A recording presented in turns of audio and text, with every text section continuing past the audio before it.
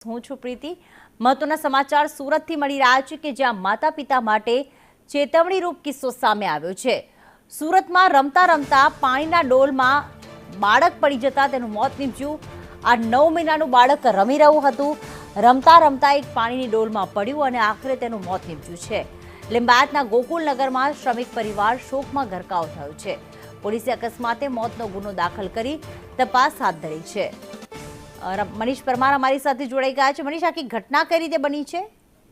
जी बिल्कुल, आ श्रमिक परिवार है लिंबायत विस्तार में रहे छे त्यारे माता काम करी रही थी त्यारे तेनी नानी बहन है आ 9 मासना बाळकने रमाड़ी रही थी त्यारे पाणीनी डोल भरेली हती त्यारे आ बाळक छे ते पाणीमां जोवा जता जे कहेवाय के बाळक पलटी मारी गयो हतो अने पाणीनी अंदर डूबी गयो हतो।